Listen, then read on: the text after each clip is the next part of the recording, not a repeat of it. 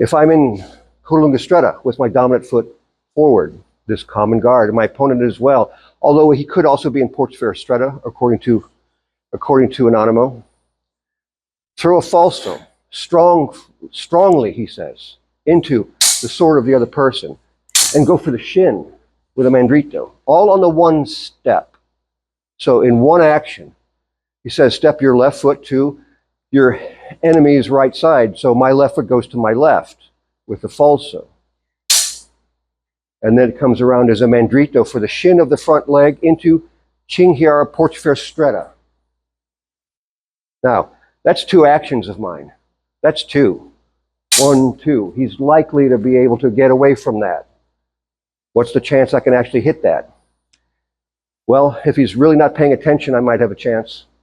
But if he's looking at me, I don't think so. This is not an attempt to wound. You shouldn't mistake this as an earn, even though there's a beat. That still doesn't mean that I'm actually thinking I can get that leg. Not likely. What's more likely is that I'm doing this as a provocation. What we do so often. I did this to get him to attack me, and what he does, I parry in guardia di testa, passing my back foot, my right foot forward, followed by a mandrito to the head or to the arm into portaferro. So, starting with my right foot in front, step my left foot with a false edge beat, and strike to the leg, pass the right foot forward, and strike for the head. That all happens without any breaks, without any pauses. Strong hit with a step that goes around for the shin. Here, and wait. In your forte, with your true edge, in guardia di testa. This may be a new guard for some. You will stop this very well. This shouldn't be too low, otherwise it will not stop. It should not be too high, because you'll get punched in the face. It should be right here, your hand directly in front of your own shoulder. True edge, strongly upward and slightly forward. This guard. You see several guards here. 4, I guess. Coda stretta. Cinghia portaferro stretta. Guardia di testa. And porta di ferro. Alta or stretta. Or larga. 4 guards in one play.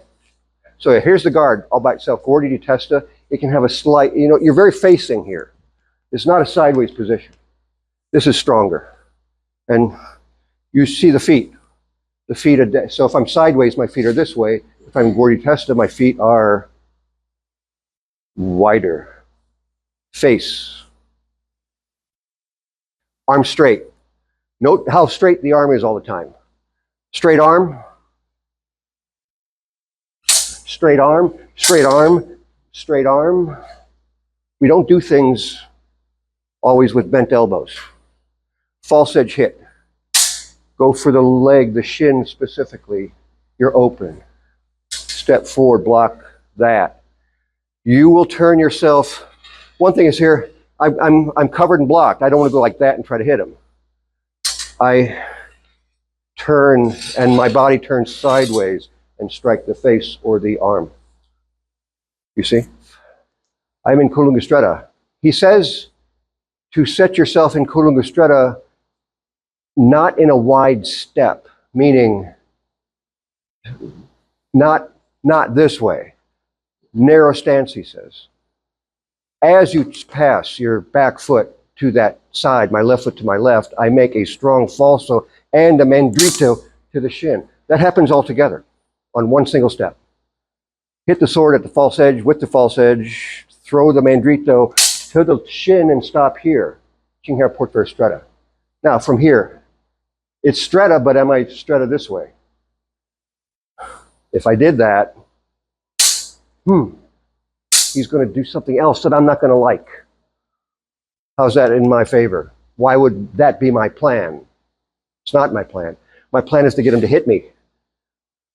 Throw something, as he says, to my upper parts, my head and shoulders. So he's got to have the way open for that. Even though it's stretta, it's an imperfect stretta there. And from here, Guardi di testa, as I pass forward. Strong. And he says here, throw a big mandrito to the head or sword arm.